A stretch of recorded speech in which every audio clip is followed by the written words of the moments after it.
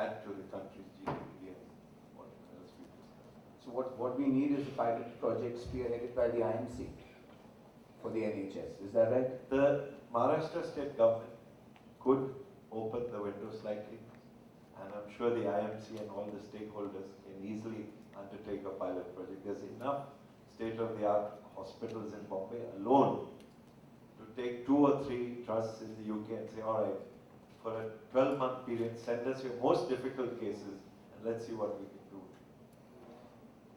Moving to the hospital perspective, Dr. Rindani, do you agree? I mean, does Wockhardt have a medical tourism policy in place? Do you work with a particular chain of hotels? Do you have tie-ups with the airlines? Do you market yourself to a tour operating company overseas? So I'll start with the industry as a whole and then I'll come down to my company. I think the industry as a whole has made zero concerted, focused efforts to really get in touch with the hospitality side. And whatever we do is kind of a least pricing, L1 kind of a model. And I'm going to be very candid here, and I don't mind if I'm quoted, but if Fortis is quoting $4,000 for a procedure, I'll quote $3,900, but I'll get that particular patient. I think the fight right now is going on patient by patient, you know. So what has happened over the last 2 years is there has been more effort into getting into tie-ups with insurance agencies in the countries where, like for example, we are now in the process of getting tie-ups with insurance companies in a lot of the African continent, so that we're able to get patients directly from the insurance company.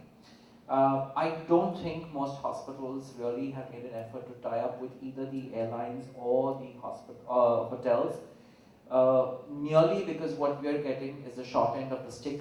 What we are essentially getting is the cheapest possible sort of patient coming in here with a very lower end of the pricing. We really don't get the deluxe and the super deluxe class of patients. So to be able to tie up with an Oberoi or a Taj, I need to have a patient who's willing to pay at least $1 million, if not top dollar, you know, because I need to be able to then transfer him to that facility. We don't get those patients yet. I think to be able to get that sort of patient, you need to be talking to the Blue Cross Blue Shield, type of associations, the Aetna, the Cigna, those type of insurance companies, wherein you're able to get the what I call the true Caucasian population, the one who's willing to pay top dollar, and then it would make a lot of sense for us to tie up with agencies like the high-end hotels so that we're able to get a fair amount of that traction happening. To just tie up and not be able to give clientele doesn't make sense. So as of today, I think what we're getting is the real short end, and that's the reason why most of our patients do not really go on to the 5-star hotel category to stay and to convalesce and to kind of work their way through. And that is a vicious circle, and that's what actually makes India not a true medical tourism destination. Exactly, because right now, I mean, I'm candid enough to say it, and I'm sure my colleagues from the other hospitals will also agree. Today, we are still stuck at the taxiwala level, okay? And I think we need to go way beyond that. We're stuck at the 20 taka, 15 taka negotiation scale, and I think if you're talking at the level of the Indian Merchants Chambers, we need to grow beyond that. We need to make this institutionalized as an industry. That's when we can be talking to the Tajas and Oberois and saying, why don't you give me a 2% further discount? And that's when the real negotiation starts, and I'll be able to give you 100 patients a year.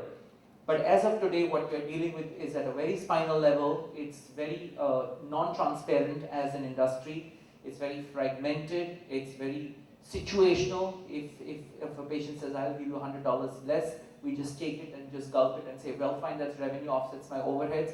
And I think that's how the other thing, unfortunately, and I'm going to say this, NCR undercuts Maharashtra to the tune of almost 40%. So if I were to say give $10,000 as a quote here, you'd get a quote from the NCR to the tune of $5,500, $6,000 for the same procedure. So whether we are inflating sort of our prices or the NCR is really cutting down on its prices is probably not understood well. But I would assume that you get into a medical tourism industry with a point of view of charging a premium, because you're giving services like interpretation, special cuisine, accommodation for the attendant and a fair amount of add-ons by way of the customer care additional, the person who take you around and do a lot of other stuff with you, that premium needs to get charged somewhere, which we are not realizing today in Maharashtra. And I think we should strive towards getting a good balance of both ends coming in. You will always have the lower end coming in, but you need to strive for the higher end, which we are not able to do today in Maharashtra because we're being badly undercut. And as an industry, I think nationally, region is cutting region. Within Maharashtra, hospital is cutting hospital. Within hospital chains, you've got one unit undercutting the other unit. So till we don't really institutionalize and come to certain slabs of pricing for certain procedures, I don't think we're really going to make it as an industry, as a sort of a structured, transparent industry. Just to understand that from the India perspective, not against Maharashtra versus NCR and stuff like that, a lot of this has to do with the real cost of the medical procedure. How then is the NCR able to come down by 40 to 50% over another state? Is it a taxation issue? I think it's the economies of scale which they're trying to leverage, and they do it pretty well. And they position themselves at a 60% kind of a tag, and they manage to pull it off, because they do attract a lot of patients. I think the other important thing is, if you look at the CIS countries, almost all of them have direct flights coming into Delhi. Bombay doesn't enjoy that advantage. Mumbai does not enjoy that advantage. As far as African countries again go, most of the African countries would have direct flights coming into Mumbai, but Delhi enjoys obviously being the capital much more. So there are inherent disadvantages. Mumbai does not necessarily cater to each and every country in the world in terms of flight connectivity. And I think the North is just merely undercutting and getting the economies of scale, and they're doing a brilliant job of it.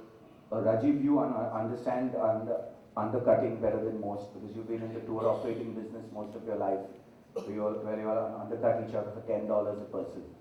I need to come back to you and check with you. Many years ago, when you headed a very large tour company, you had set up an entire healthcare division to bring medical tourism in. You had also tied up with a very large chain of hospitals. At that time, I think India's largest chain of hospitals. Why did that venture fail? Well, we did a lot of effort. Like we said today, what we are talking about happened 11 years ago. We set down rules, at least that chain of hospitals was very open to this.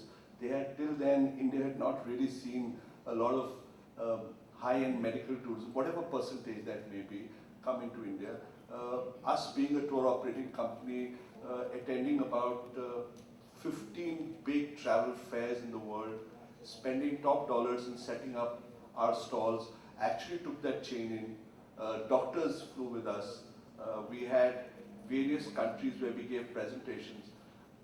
The two things which did work, again going back, insurance was not ready to cover the tour operator.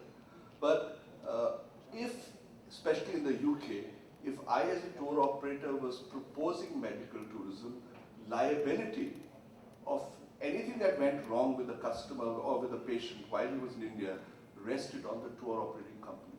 Now obviously, with no knowledge of medical procedure, it was dangerous for a tour operating company to actually take that responsibility.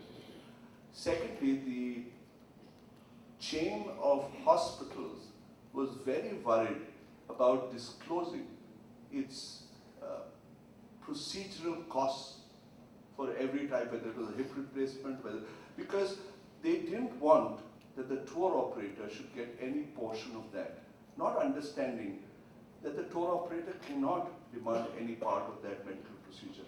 He is trying to facilitate a lot of other things that the patient would require once he comes from abroad, his visa, his airlines, his hotel in India, his domestic transport, his family members, 24/7 care, an ATM cash at 3 o'clock in the morning. Hospitals would never want, and I don't know why they would want to do that. So it failed because the hospital did not consider the tour operator worthy enough of parting commission. And I think the insurance part didn't play. And I still believe that the insurance should not cover, the tour operator should not get worried about the insurance. tour operator along with the hotel should get credited. If the hotel credits a travel company and an airlines and a hotel along with them, they can actually market the procedure worldwide.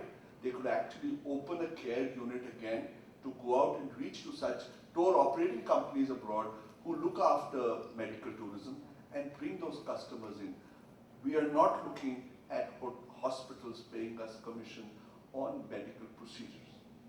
So It's again, very, very important. so again, there's a lot of need for us sitting together and a regulatory framework to get all of this And working. there is, you have credible travel agents, you have credible hotels, you have very credible airlines, and you've got credible doctors with amazing hospitals, but none of them are speaking to each other.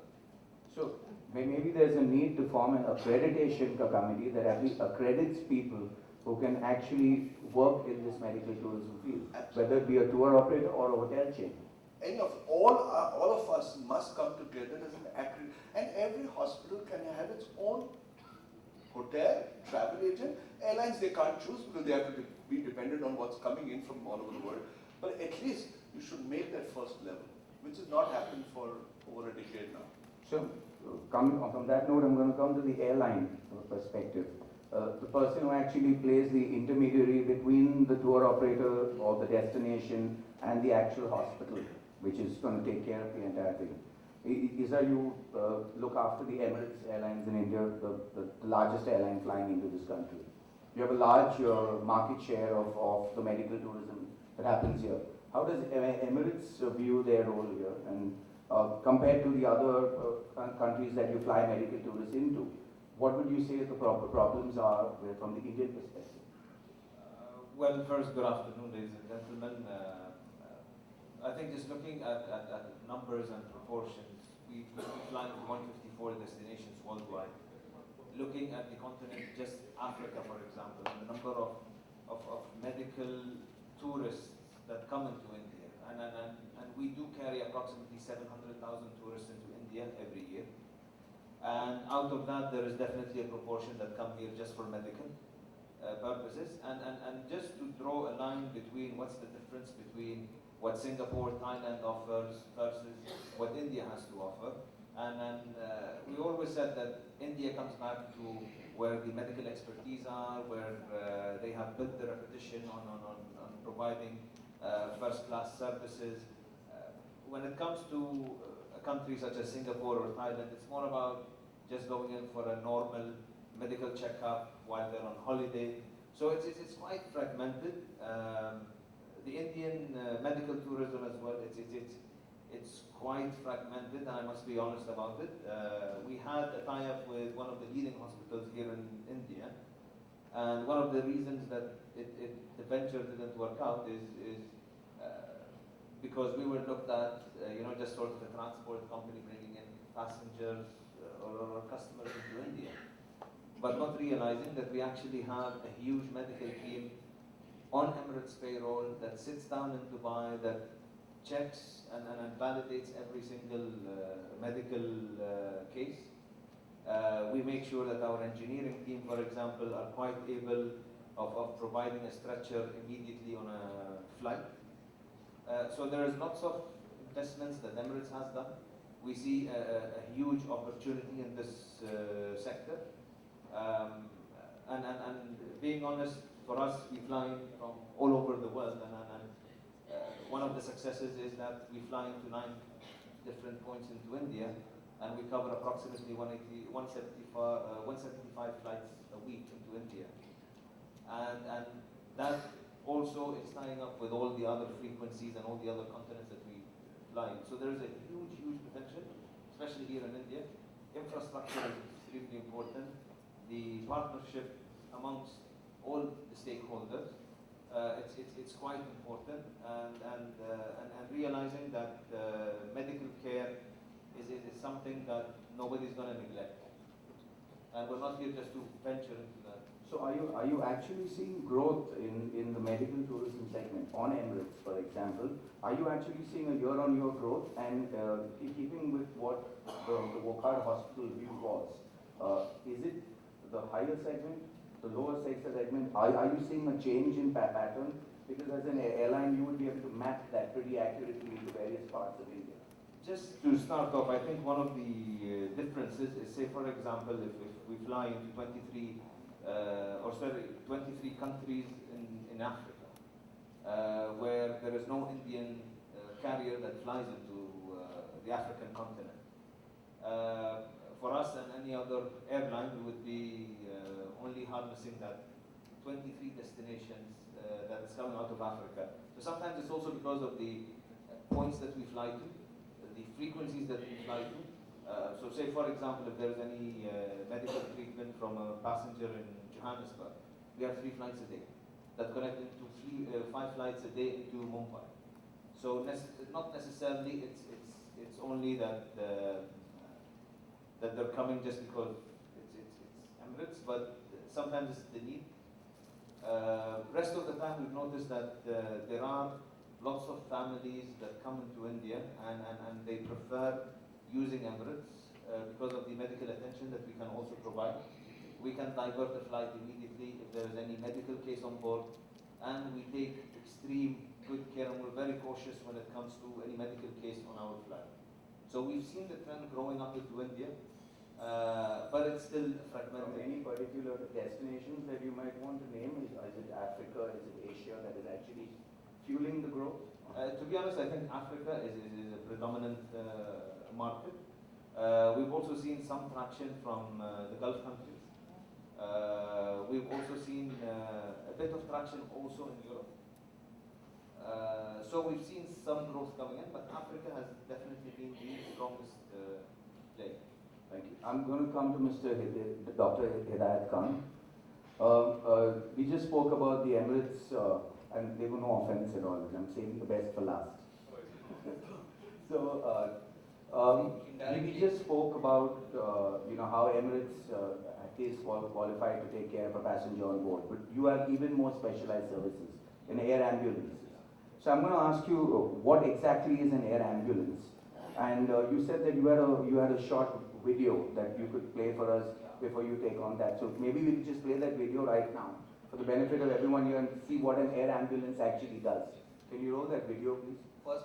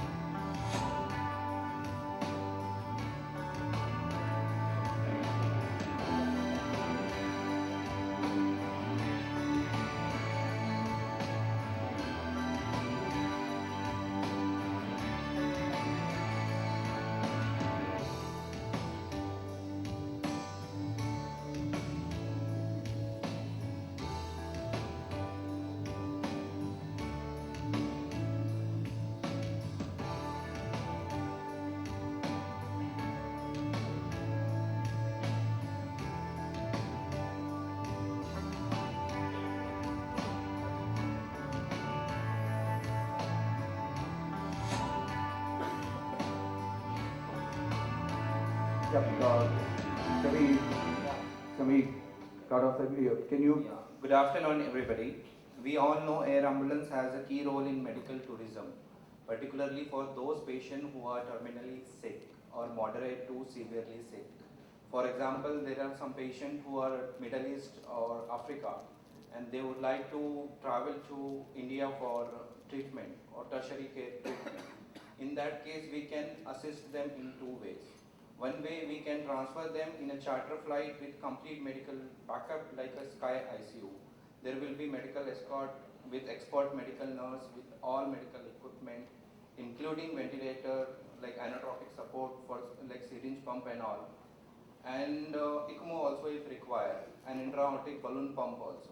So, Mr. Khan, just to interject that, again, to come to the point of view what Wokhart Hospital just expressed, a large amount of medical, a very high percentage, is in the really medium to lower range of passengers that come here to be treated. Correct.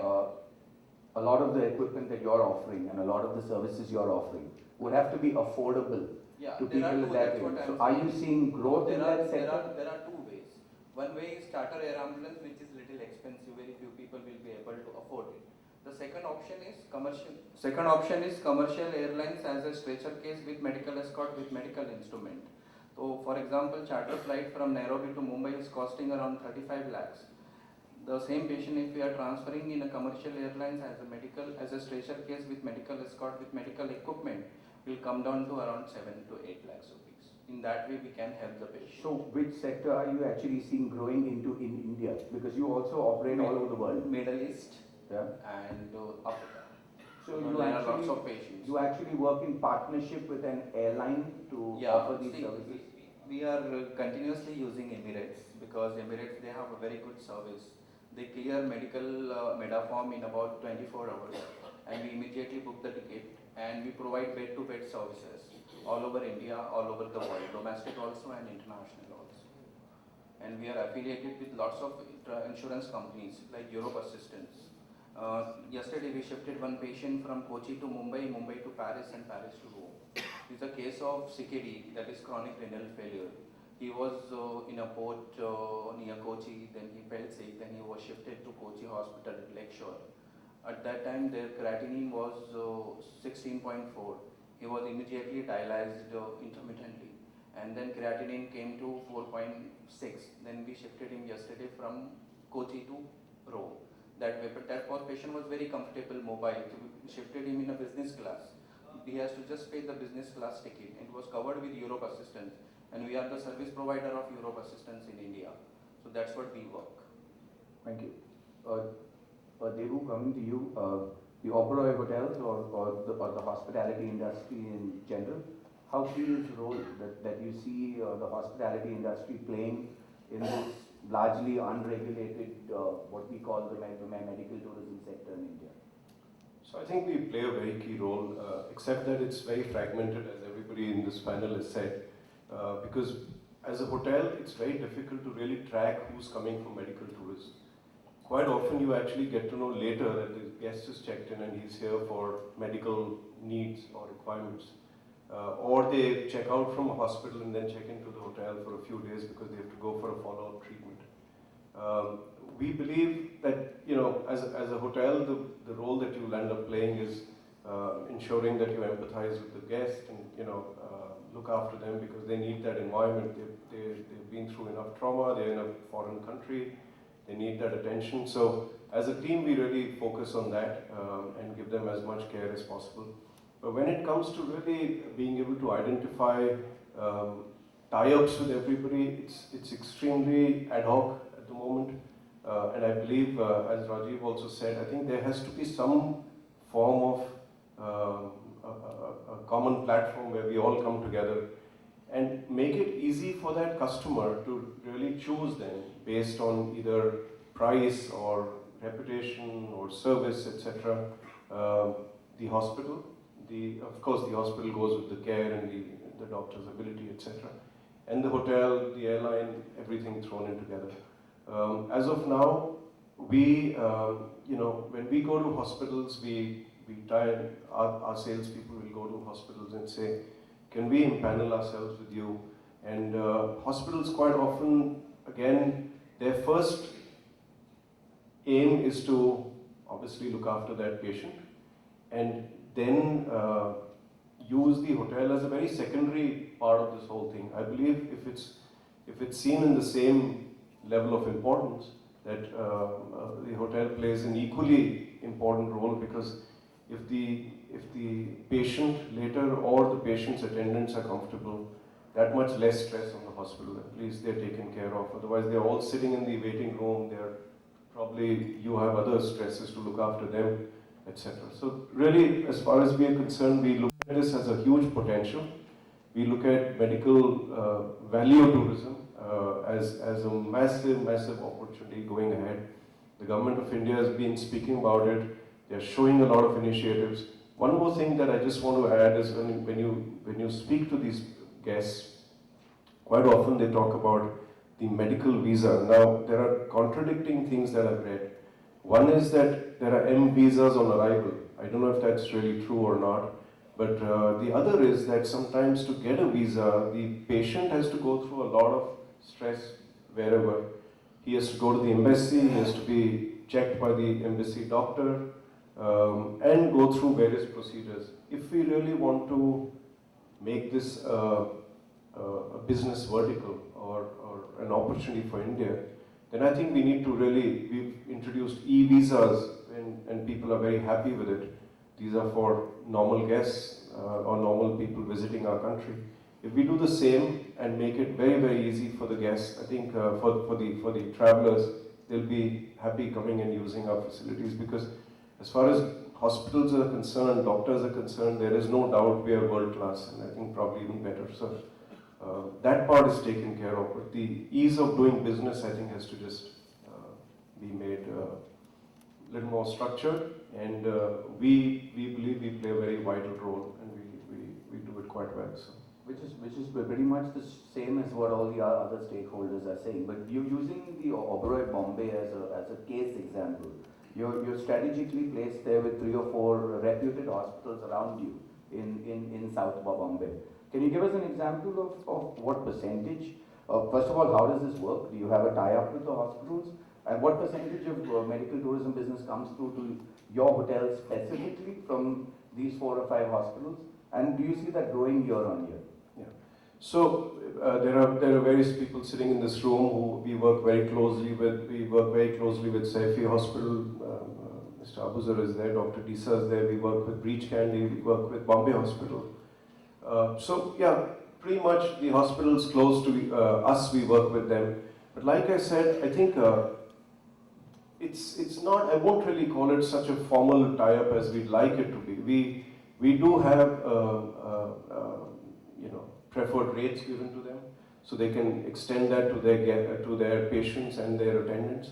But I think maybe going forward, it's something that we can also do better, and the hospitals can also come together, and we can have a very formalized system where there's an automatic recommendation of a hotel from these various hospitals, and it's not on an ad hoc basis that today let it be Taj, tomorrow let it be Oberoi, day after it can be somebody else. I think we all can value add. So when you talk about what percentage is it, like I said, it is difficult to identify at this stage, because we've not really tracked it as medical tourism or medical tourist arrivals. As I said before, which actually means it's insignificant to be tracked yet. That's what you're saying. Maybe yes, you're right. At the moment, it's a very small segment. We all believe it will be much larger. And like I said, it's very difficult to know, because once the guest checks in, only then you're really, quite often, this is at most times, you get to know that he's come for medical tourism, medical requirements in the city. So that's on the hospital hotel side of it. Have you ever considered tying up with a specialized tour operator or an airline to say that, my hotel is medical friendly? Why don't you send them here? It's all pretty much on an informal basis. I don't think it's formalized at the moment. So I will say that there's a big opportunity, in that area, and we've not really gone into it as formally as we can or we should be doing so. Shakil, I'm just going to add one thing. I think it's very important for the hospitality industry to understand why the hospitals would like to get associated and should get associated with them. Hospital rooms are basically at a premium in the country. They're just not there if you look at the overall picture. And I think there is a time when the hospital sees very clearly that this patient staying further is either going to get an infection or going to have a complication and is much better off out of the hospital. Unlike what most people believe, hospitals are very aggressive when it comes to discharging their patients. They don't want the patient in for longer than required.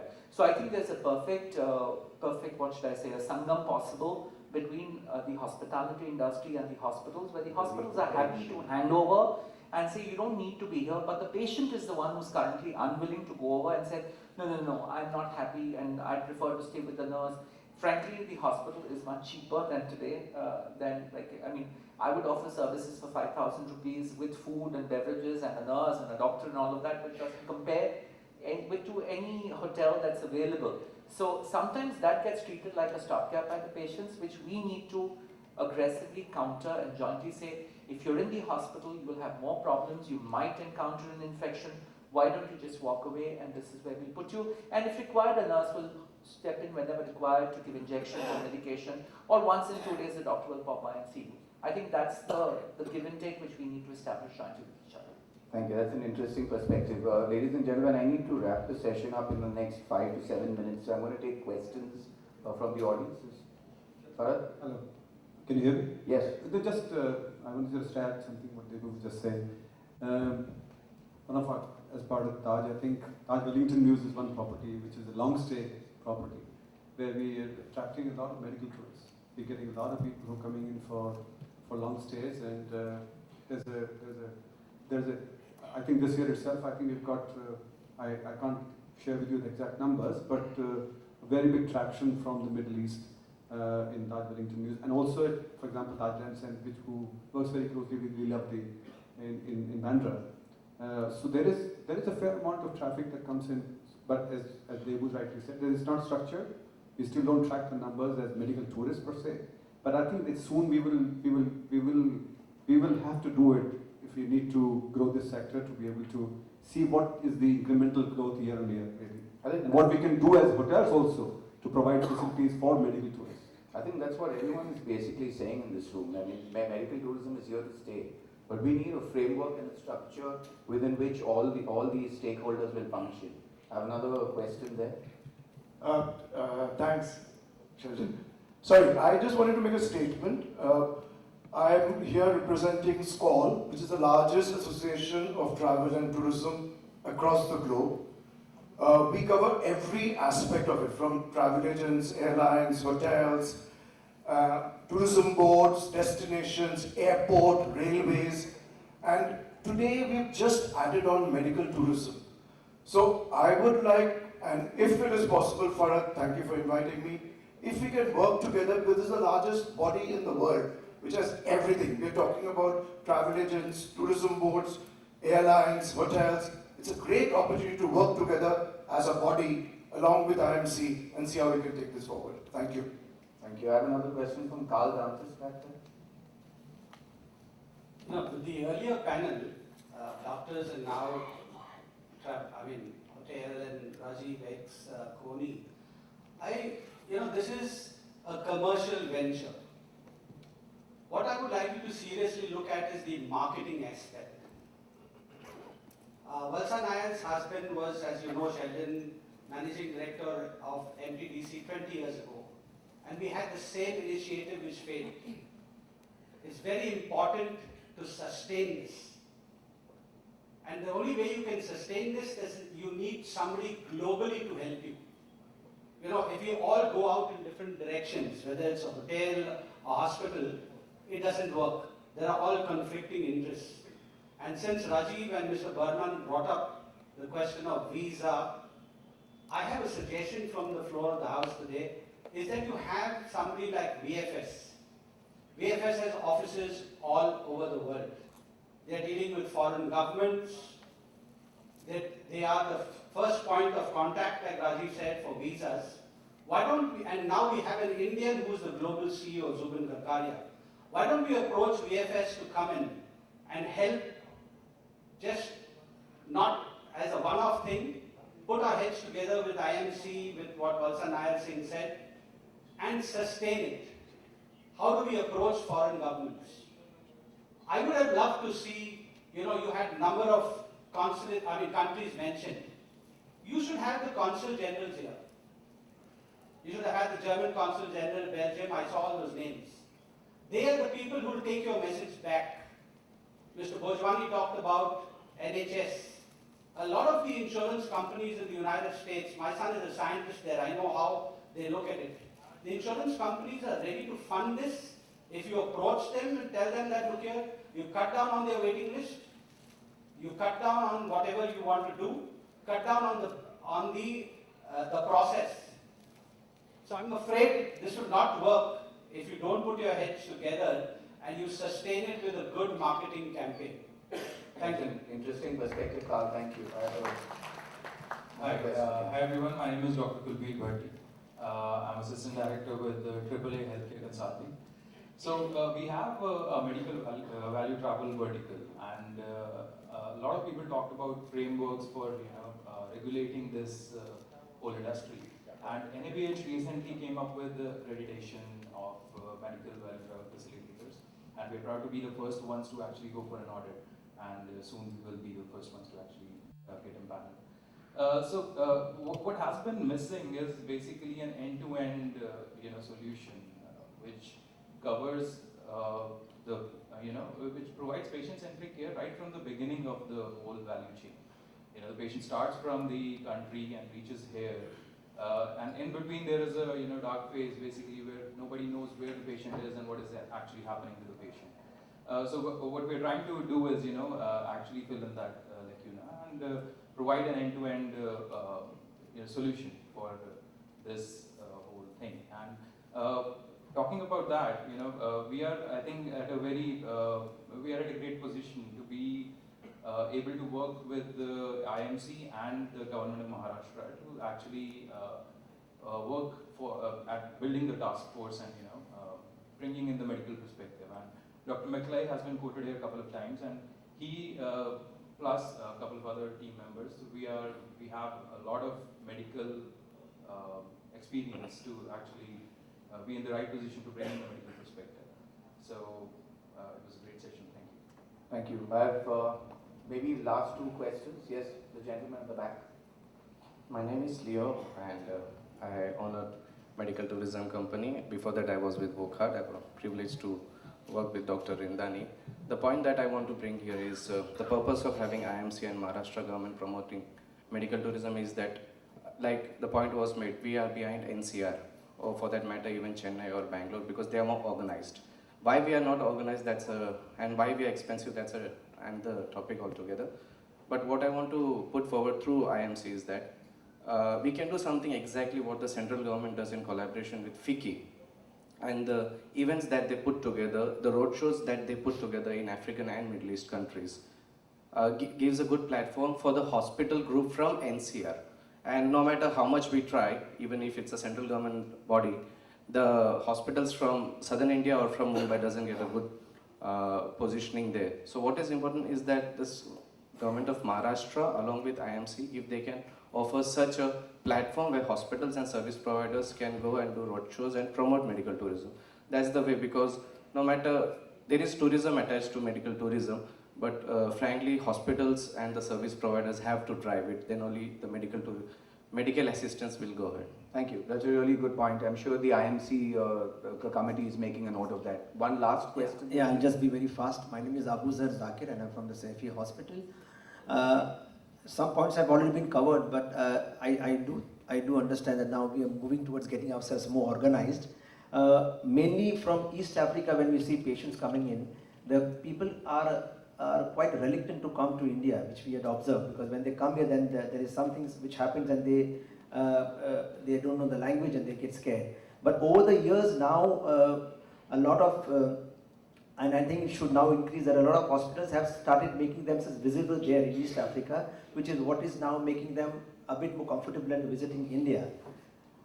Also, when people from East Africa travel to India, which is a very good number, which also a friend from the Emirates will agree that when they come in here, they always go for medical, all the medical services which are required for their family, they go for. That is a big number. But since it is not organized, we are not aware that which are the people who we have to target. So I feel that if there is a common platform whereby we, all the bodies, the hospitality, the hotel industry, and the medical institutions come on one platform, then I think there is a lot of more scope for India to achieve a big name in medical tourism. Absolutely. I'm not sure. Okay, one last one, completely. I promised Farad I would wrap this up 5 minutes ago. When we are talking about the medical tourism, Just a what second. is the source? All hospitals, Indian government, every state wants the patients to come to India. The important thing for that is to contact and collaborate with insurance companies, social security fund over every country, where you will get the English-speaking people from UK, US, and even many European countries. So if that kind of a thing is established, I think you are going to get a lot more tourists. Absolutely. Thank you very much. Ladies and gentlemen, I have to bring this session to an end right now. Before I do, just a quick sum up. I think from what everyone in this room has just said, post the panel discussion, and from what every panelist has said, it's a no-brainer. Huge growth potential. Medical tourism will go through the roof in India. We have the hospitals, we have the hotels, we have the service providers, we have the connectivity. What we do not have is a framework and a structure within which to actually work to make this an organized segment. Till then, I would propose that we call this segment purely medical value travel, till we can actually truly make it medical tourism. And till then, I'm going to maybe not do another medical tourism panel, but a medical value travel panel. Farad, I'm going to pass this back to you now. Thank you very much to all my panelists. You're brilliant. Thank you.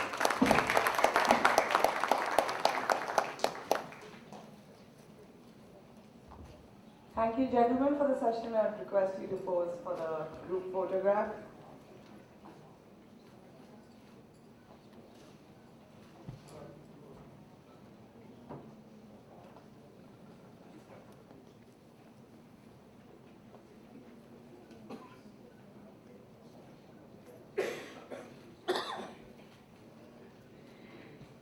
Thank you so much, and I would now request Mr. Faraj Jamal and Mr. N.R. Srinivasan to present mementos to our panelists and moderators.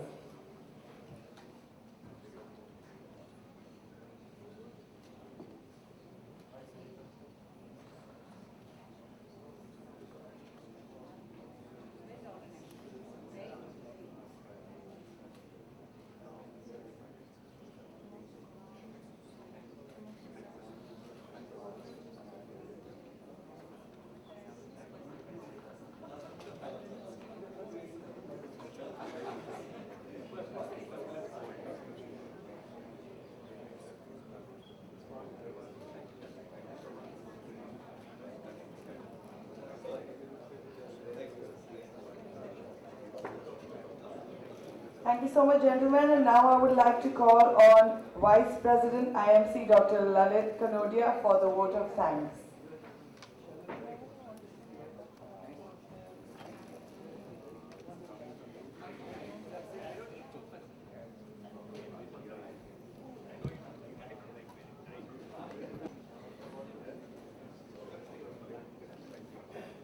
Well,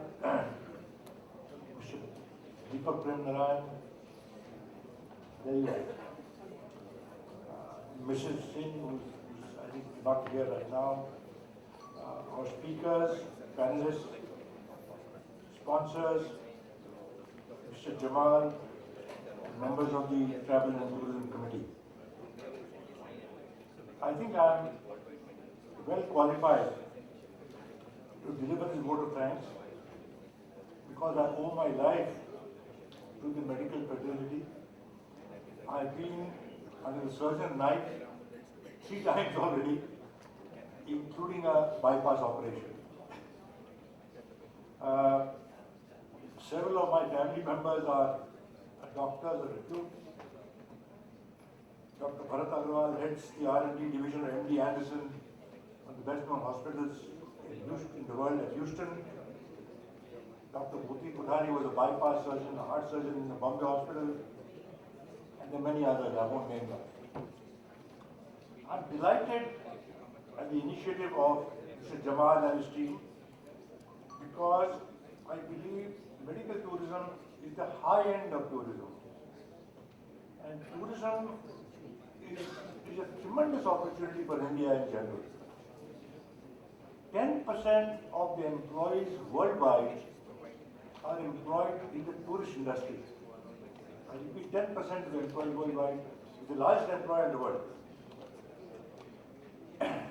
India needs 1 million jobs to be created every month. I repeat, India needs to create 1 million jobs every month, and tourism and medical tourism can really make all the difference. Tourism is spectacular. There are 1.13 billion tourists around the world, and it's estimated that $7.4 trillion will be spent on tourism by 2025. So medical tourism is a tremendous opportunity. I think we in India have recently learned the value of tourism. You can see Rajasthan, Kerala, and more recently Goa have demonstrated that it can be done. Unfortunately, when you look at total numbers, the tourist traffic in India, the value of tourism in India is only $20 billion. And we rank number 7 in Asia, forget the world.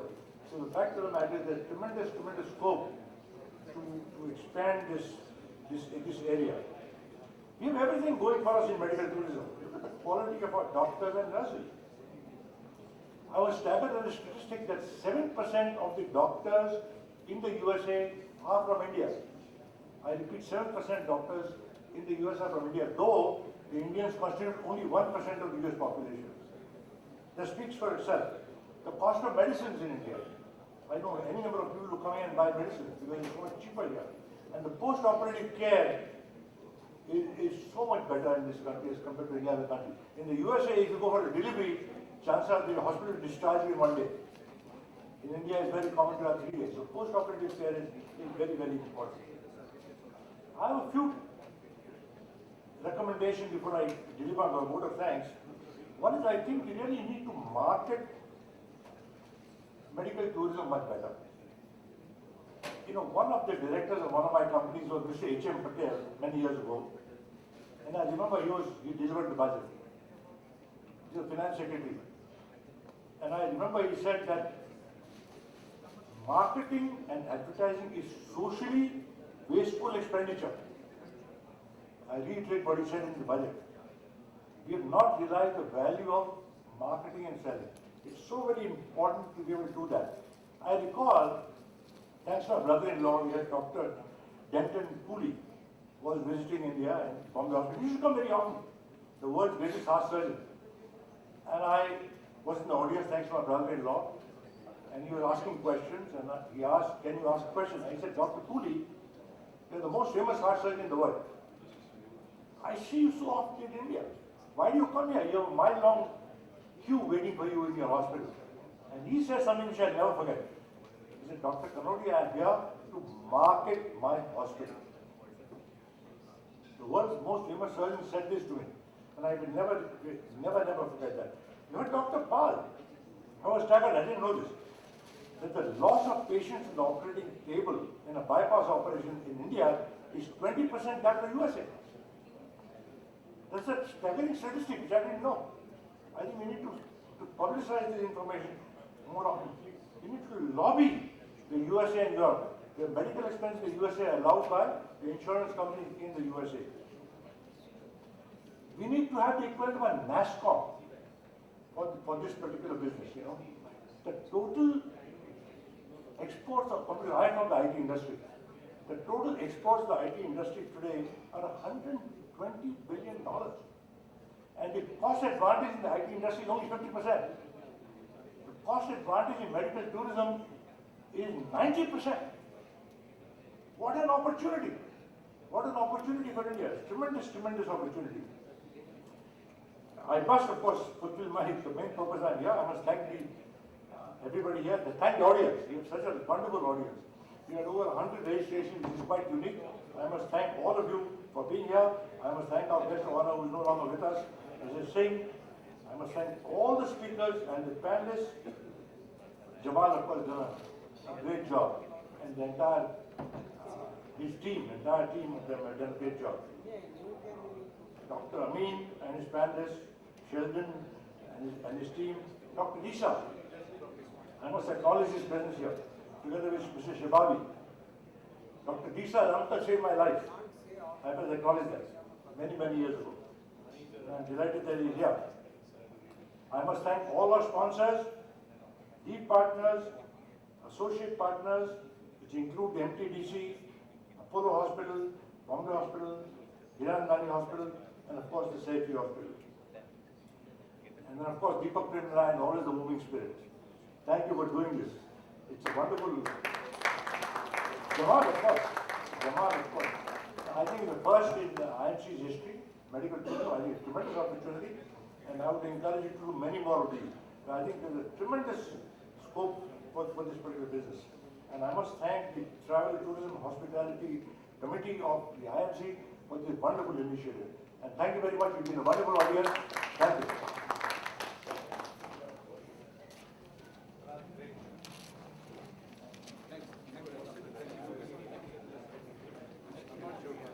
I would also request everyone to visit the hospital booths at the back right over there, and lunch is served outside, so please help yourself. Thank you.